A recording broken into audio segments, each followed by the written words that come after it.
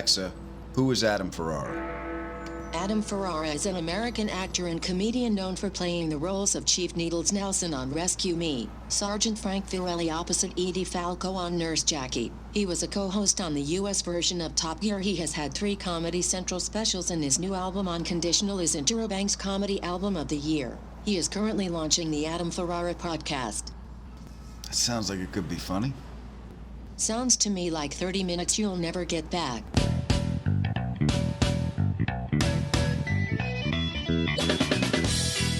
Hi, guys. Thank you for joining us.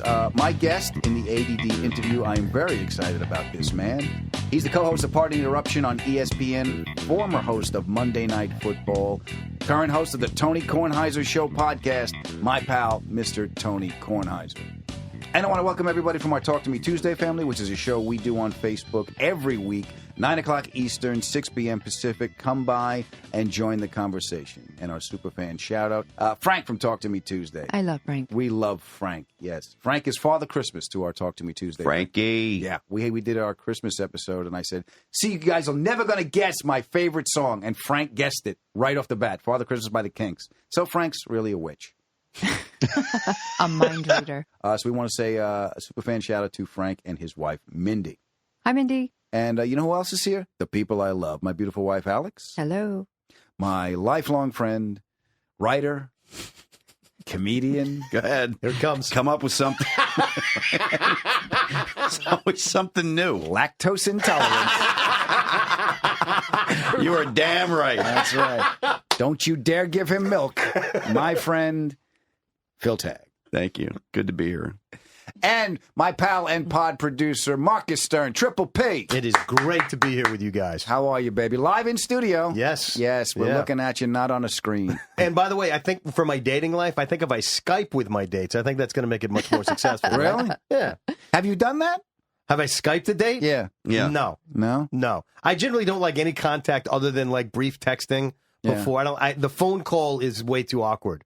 Because it's like you don't know that person. That's funny because I think that the phone call is one thing and then texting is more intimate. No, I'm better. It still feels like somewhat anonymous and sort of like. It's fear. Yeah. Yeah. I have the same thing. Fear of It is what? fear. Texting? And no, it's fear of a live conversation. It's fear of a live conversation. Really? That's Yeah. Phil, you nailed it. You hide behind texting. I Yes. do the same thing. Yeah. It's easier to text than confront. Exactly. But can't you get You're like... confronting a date. No, but he's Make right. you love me. But for girls, you have to be very careful with the emojis. The emojis? Are very Well, important. Yeah, A well-placed emoji, You have to be selective. Yeah. Yes. No, Yeah. if you do, but that's the same true. If I'm talking to a woman and she's like just crushing emojis, I'm like, how old are you? Yeah, like she's 14. 12? Yeah. Stop And as a man, I really shouldn't be overusing emojis anyway. They You hear that, Phil? Use your words. What are you yelling at? Because you send me stuff. Phil, It's cute. It's not. Listen. I don't It's want cute. I want an answer, Phil. I'll pick you up at 2:00. Duck. That's roulette bullshit. wheel. That's bullshit. Right. As long as he doesn't send you the eggplant. Yeah. If he sends you 3 eggplants in a row, that's a different message. Didn't Yeah. Dennis send you an eggplant? No, he's got an Irish flag and some other bullshit. Just answer the question, you skinny Irish fuck.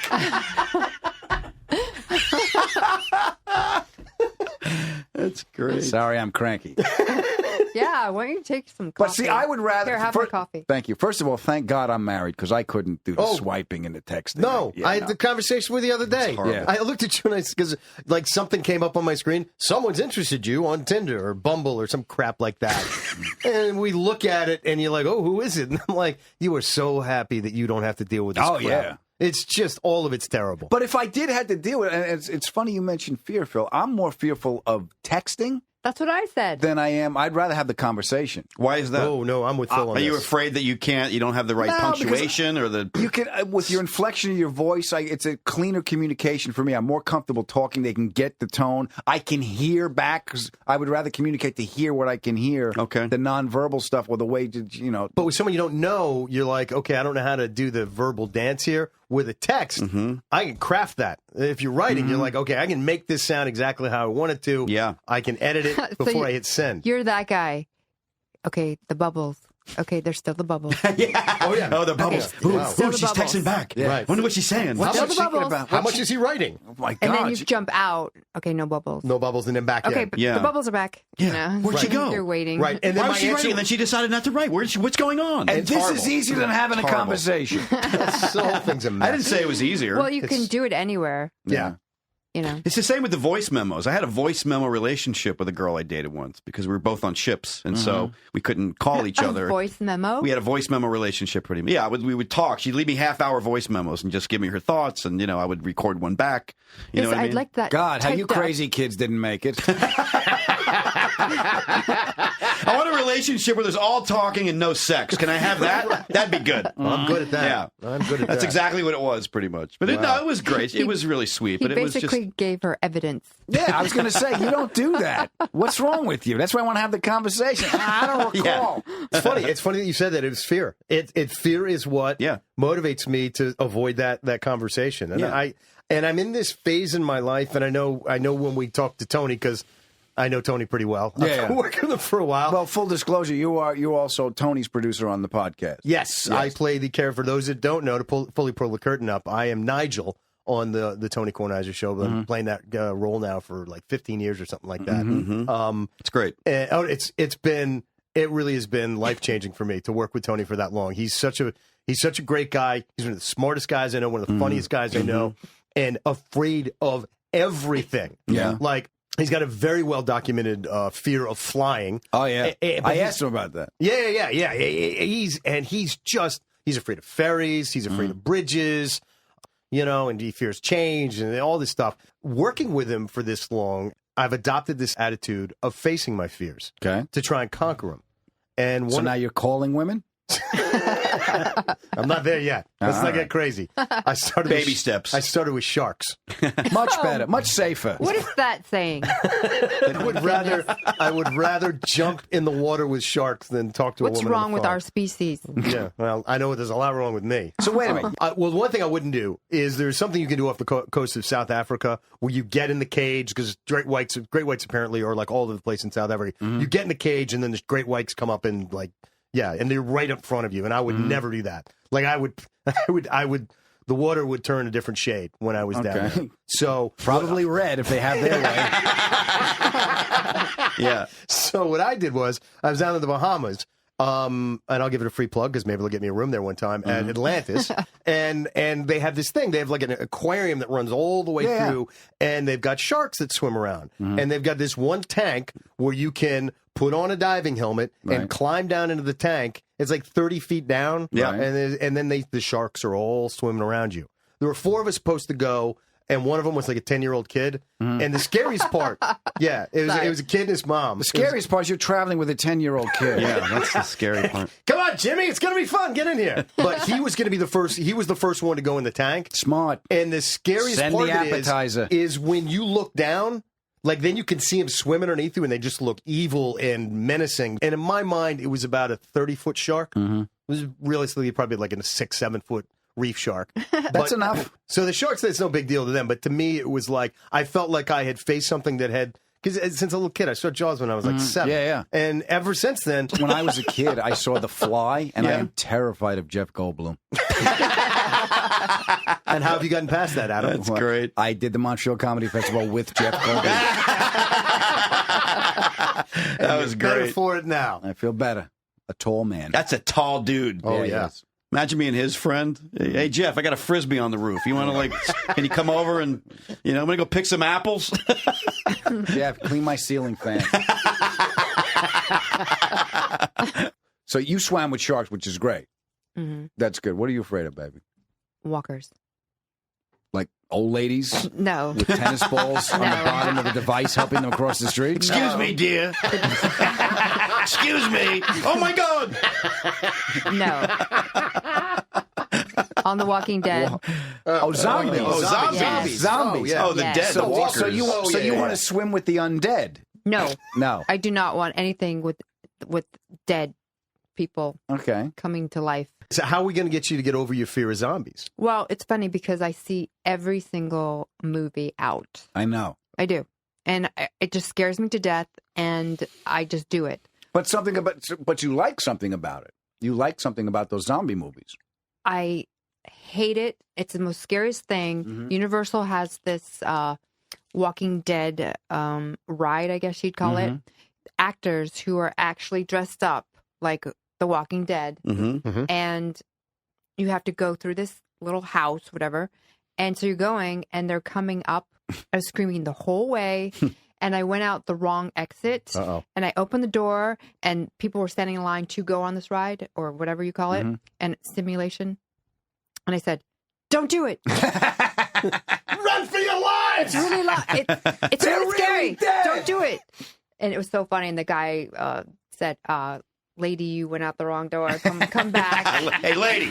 I'm surprised they weren't like, actually, can you come back? That's great for business. Yeah. We need somebody to scare the people. After I thought, yeah, they should add that. Yeah. No, they definitely should. Yeah. Yeah. Put a little like blood on your shoulder. Be like, get out of here! They're gonna tear us all limb to limb! Did you? Now you did. Did you feel better?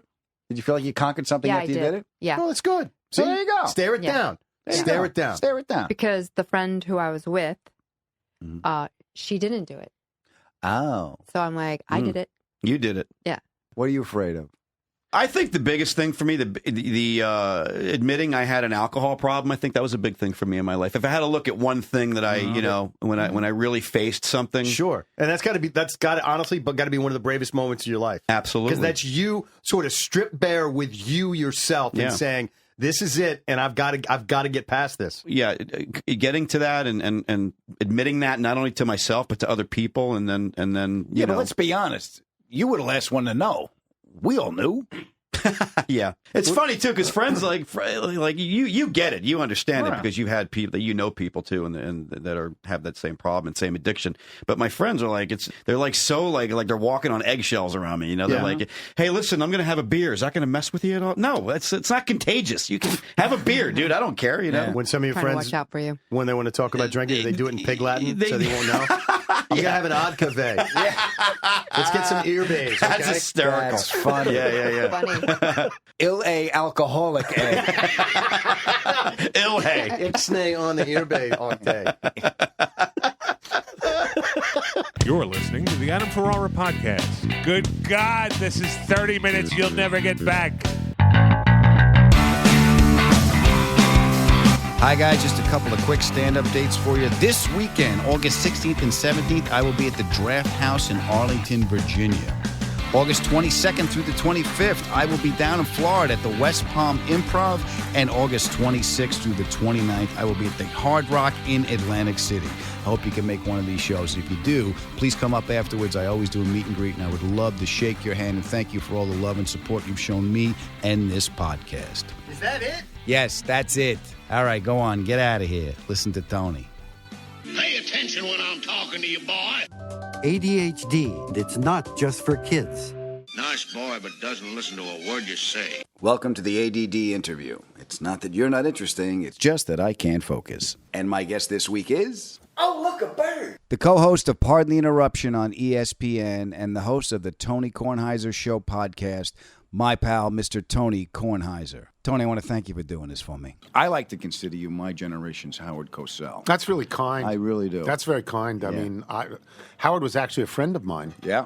Howard did not like many sports writers. I can count on maybe 5 or 6 fingers how many he liked. He liked Billy Reed from Louisville. Right. He liked Mike Lupica. He liked David Israel. He liked me. He liked Dave Kindred. That was pretty much it for who Howard liked. Howard hated most journalists. Why did he hate them? Because they hated him. Right, yeah. Because Howard's instincts were journalist instincts. But I got to be friendly with Howard. He employed a couple of my really good friends, Peter Millman and Peter Bonventry, when he was doing a variety of things. I've said this a lot of times on radio and on podcasts. The two people that I have seen in my life who, without a clock in the room, if you say to them, we need 3 minutes and 16 seconds of X without a clock in the room, Howard Cosell and Bob Costas are the only ones I've ever seen. And at 3:14, hit the exact right word. At 3:15, exhale. At 3:16, out. Yeah. Without a clock. Howard was an amazing, amazing talent. So for you to say that to me is very kind. Yeah. It was like I get you know what I get from you is I get my information, get my sports. I like the way, and I get a personality from you, and I get it's a bonding experience. Listen to over the years listening to. Well, I think probably of the things that you and I would have in common, even though there's a large age gap, one of the things would be a performance gene.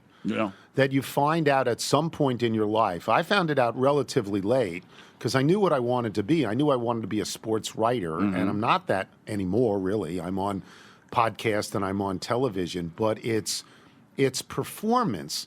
I couldn't sing. Right. I couldn't play an instrument. I didn't have the nerve to be an actor because an actor really, quite literally, has to take his clothes off. I mean, I could not do that.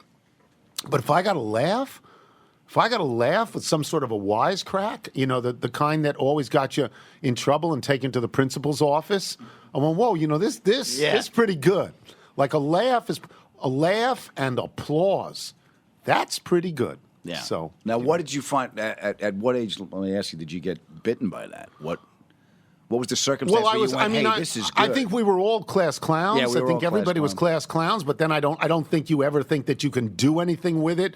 No, I was well into my 40s before I started to try and write funny, and when I was able, with good editing, to write funny. This is the thing that you understand that not everybody understands. You have to have done it. If people think you're funny, you can say hello and they're smiling. Yeah. You're gold if they think you're funny. And I found out around my 40s that people thought I was funny. That gave me the confidence to sort of stand up, not to do a stand-up or anything like that, but to stand up and take great pleasure in the amusement of those people around me, which led to radio. Radio really different than television, really different than writing.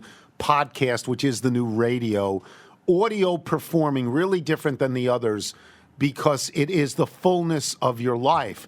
It's not in 30 seconds with the camera on you. It's not in let me finish this column and then you read it and bring your life to it. No, it's me talking to you about almost anything. Because if you have the mindset, if you have the confidence, yeah, I'm pretty interesting.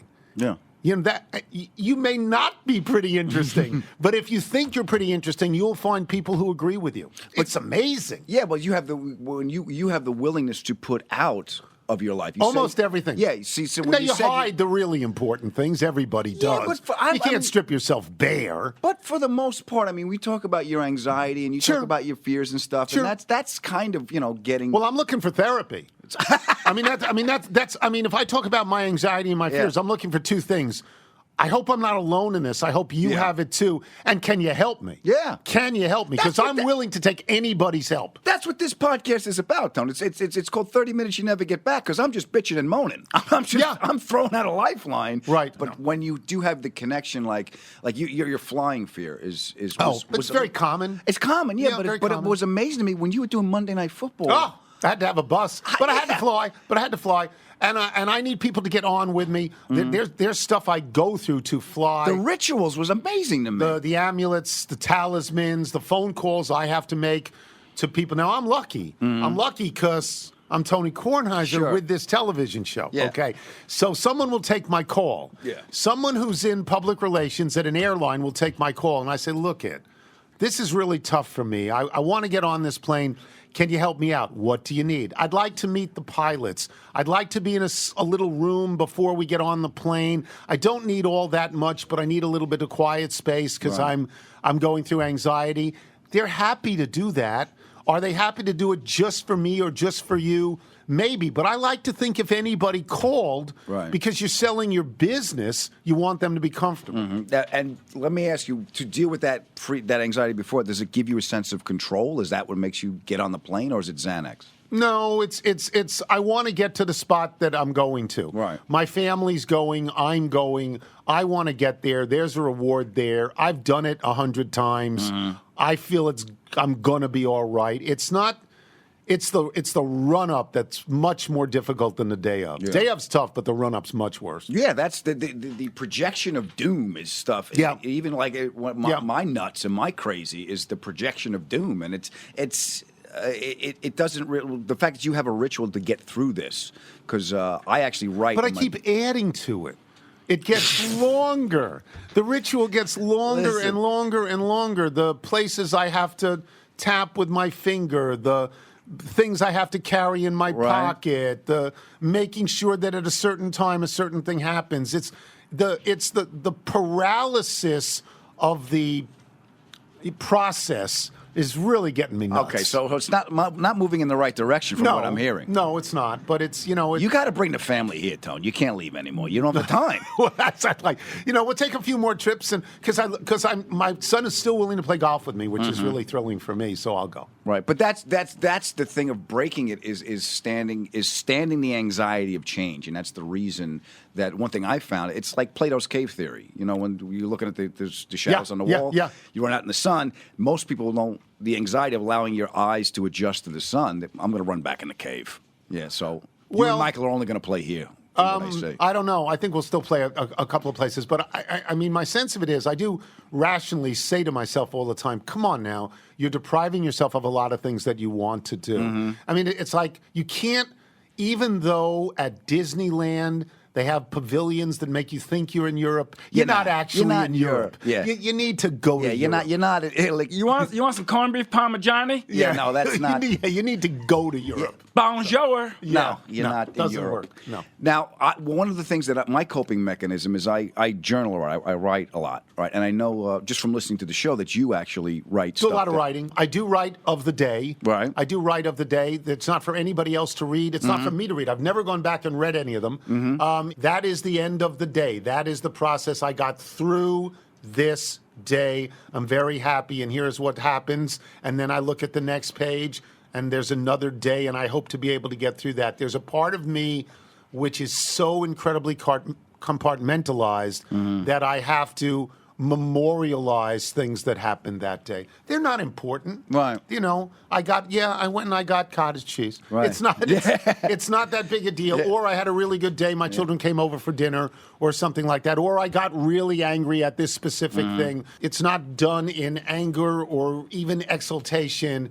It's the breath at the end of the day that says I've completed it, and then we go on to the next. See, it's interesting to me because it's the end of the day for you. Yes, for me, I do it at the end. Mine is in the morning, like while the coffee's making, I'm starting up, and I'm like, okay, this is what, because the night. Oh no, I always look back. The night, you're looking ahead. Yeah, I'm trying to solve so something. yours would be in essence optimistic. Mine wouldn't be pessimistic, but yours would be in essence optimistic, and mine would be reflective. Yeah. And that would be the essential. I wouldn't say mine's optimism. Mine is just like, how do I get past this anxiety and let me write this out so I could objectively look at it? But how much new anxiety do you have, Adam? It's the same stuff.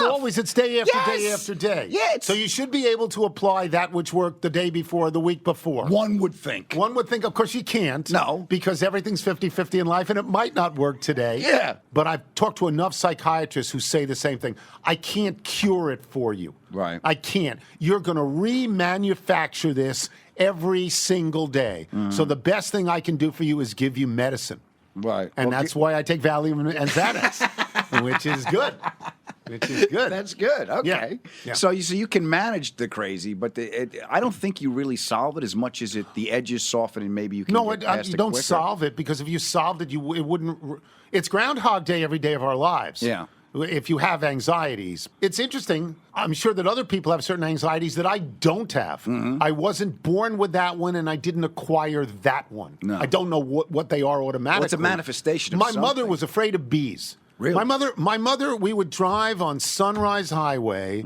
A bee would get in the car, because these are the days before air conditioning in a car. Yep. So the windows would be open. A bee would get in. My mother would pull to the side of the road, stop the car, throw it into park, turn off the keys, and run from the car. And I would go, what? What has happened here? I am afraid of bees as a result of that. But I'm not that panic-stricken by bees in the way that she was. That to me, that's crazy. Yeah, well, that's something. That's crazy. That's something. Mine is like, I get, if I can't work, because work is so connected to my identity, that if I can't provide, that's the biggest fear for Well, me. that's very masculine. Yeah, is I that mean, it? that's what do you grow up? That's taught to you by your mother and your father, but mostly your mother. My mother? Yeah, it's mostly your mother who instills in male children the notion of working for a living and providing. Yeah, I thought it was my father, because my father would say, we never really talked about, you don't talk about your feelings. Mom, No, no, not no. happy. Eat. Yeah. Just eat. Yeah, stop. And my father's like, I'm not happy. Yeah, because you're thinking too much. Go get a mortgage. Put a bank on your back for 30 years. You'll see how fast your thoughts clear up. Yeah. So it was always that working kind of thing. And we were talking, before we started this, we were talking about work is kind of our identity. Work is kind of... I come alive at Yes. work. When someone says to me, "You're old and you need to stop," I go, "Well, what would I do? I don't paint. No. I don't knit. I play golf, but I'm not very good at it. No. Work still. People. You hear, even if it's silently done, you hear the sound of applause, and applause is the most gratifying thing. I remember a long time ago. Didn't seem so long ago, but it is. 1984. I went to the Olympics in Los Angeles. And the Olympics, the chief of the United States Olympic Committee at the time was Peter Ueberroth, who then went on to do a variety of things. And at the end of the Olympics, he was on stage thanking people. And 110,000 people in Los Angeles Coliseum clapped. And I thought, wow, it's never going to be this good. It's never going to be this good. But applause, you get it all the time. You get applause. Applause is the most gratifying thing. Applause said, I did my work well. Sally Field, you really like me. You really like me. Because nobody's sure. Right. And so you take it, minute by minute, hour by hour, day by day. If there's applause, or even if you sense there would be applause, if you think you did the job well, if I'm sitting doing the podcast and I make the people who I'm with laugh and they make me laugh, and the people in the audience, however small they may be, you look out into the audience and they're happy. What more can you ask? There are not a lot of jobs where you make people happy.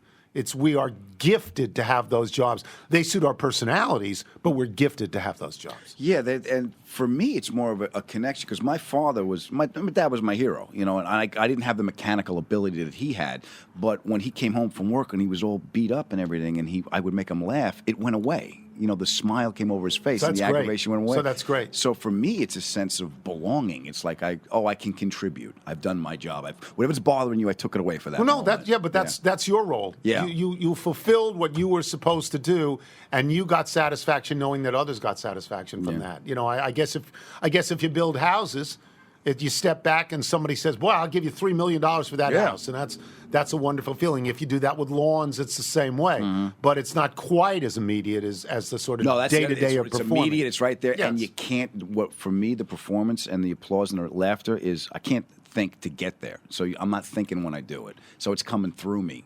And my neurosis. So it's channeled. That's great. And my neurosis isn't there. Is that so? So for you? Well, you don't feel you can't feel neurotic when you're performing. No, I wouldn't it's the think only you ever time do. I'm alive. It's the only time that the blood's pumping, and I know from knowing you all these years and doing the podcast that I've seen it. I see the look. I know what you have. One thing I learned in my line of work when you write stand up is you can't. You got to be truthful. You got to find the truth of it. And the reason that I'm a confessional comic and talk about my life is I can't fix my life, Tone, but I can fix a joke. So I can find the truth of that moment in that joke. No, but what is so wonderful for you is that you'll always be tortured by your life, so you'll always have material.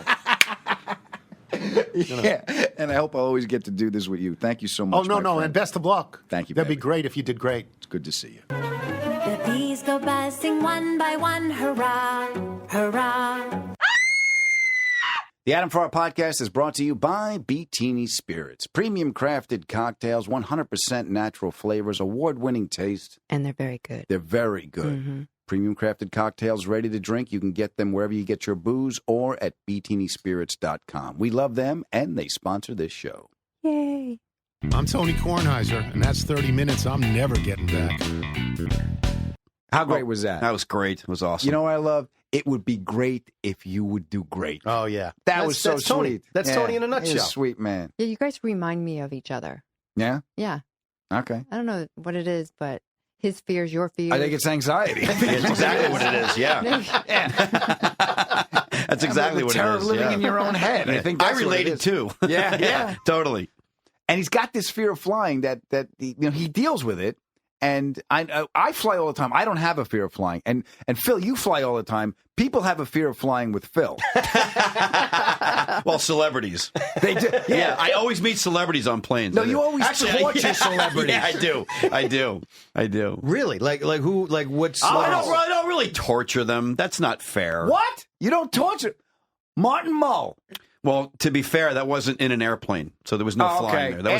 That was in an airport. In an airport, yeah. Before he got on the airplane. Before we got on the plane, yeah. What happened? I wanted to get the torturing out of the way before I boarded the. What happened with Martin Mull? I was in Cozumel, Mexico. It's a really small airport. Everything's in one area, and I'm with a juggler from the cruise ship, and we're getting coffee. And I'm with a juggler. I am. I'm with a juggler. We're in this You're going to check those bowling pins. And there's only one place to get coffee. Everybody's there. There's a small line. And I look behind me and I see a guy who looks like Martin Mull. Mm-hmm. And I did that thing where you go, like if somebody looks like somebody, you go, hey, Bill Clinton, even if it's not Bill Clinton. So I go, hey, Martin Mull, right? So I turn around to my friend. And then a couple minutes later, I look back and he's gone. And my friend goes, I think that was Martin Mull. Wow. I go, stop it. He goes, no, that was him. And now I'm on a quest to find him. I go in the bathroom, he's not there. I go in the main gate area. There's only 3 gates. Everybody's sitting in the same place. I'm scanning the place. I'm like, where the hell is Martin Mull? I go back to the gate area again just to give it one more scan. And I see this gigantic newspaper. You remember our dads would read the newspaper? The whole thing would be open. You know what I mean? Yeah. And they're buried underneath of it. Yeah. So I see this gigantic newspaper and I look at it. All of a sudden I see this Mexican hat. The sombrero? The sombrero. Right. Okay. Peek out over the newspaper with a pair of glasses. It's Martin Mull. And he's looking for me. He's got a disguise. He's looking for me. He's not looking for you. He's looking out for you. So I'm like, and I look right at him and I go, you bought a disguise? And he goes, holy shit. He puts the paper back. I go, he bought a disguise. He was terrified. I can't imagine why. I didn't know it was him. I thought it was just some guy that looked like him. Was there some kind of final confrontation? Like, did you guys on the same plane? No. Was it some kind of final confrontation? Yeah, with the federales. There he is. He's been chasing me. Well, who were you sitting next to on the plane you were convinced had a crush on you? Laura Dern. Laura Dern. Yeah. I didn't say she had it. Wait a minute. Wait, back up. What? I didn't say she had a crush on me. I said we had a nice conversation. No, you said this was another connection. You said I was on the plane. I said we had a nice connection. We were just talking. We talked the whole flight. She wasn't ignoring me. We were talking. As long as I keep him calm. She could have looked out the window. As long as I put away the knife. Okay. If I keep him calm, bring him some juice and talk in soft tones. But what happened? Sweet. She was sweet. You landed. What would you say? She said, have you been to Seattle before? Because we were going to Vancouver, and we had a layover in Seattle, and she said, is there I said, Seattle's a nice airport, and I told her there was what are they, the American Express Centurion Lounge. Mm-hmm. Where all the Romans go. And exactly. And I told her where it was, and she said, oh, okay, I'm probably going to go in there, and then so maybe I'll see you in there. So that's what she said. Mm-hmm. And you went in there. I did. That's what I told Laura. You were. Yeah. She was. Excuse me. Has Laura Dern been in? Has she been asking for me? You know what I mean? No, I was just saying. Please. But was she in there? No. No, but there are 3 Centurion lounges in the Seattle airport, so she may have went to another one. But she was really cool. How many did you go to? You went to all 3, didn't you? That's hysterical. I'm stalking the Centurion lounges. So your gate's like 9 miles from here. That's okay. I like to walk. I'm just getting exercise. Laura Dern. Laura Dern. Has Dern been in there? Was she looking for a guy named Phil? We had a connection. She gave me juice. What? Don't leave me alone. Just leave me alone. Oh, leave me. Oh, you are funny. You that is are great. Funny. And I had such a great time talking to Tony, and he's got that fear of flying. I don't think he's ever going to get over his fear. No, not at this point. No. But I really enjoyed talking to him. And I want to thank him for doing this, and I want to thank you guys for being here. Remember, life is hard. Please, take it easy on yourself. The pod is ended. Go in peace. Go see Adam at the Draft House this weekend in Arlington, Virginia. And don't tell Phil I'm here.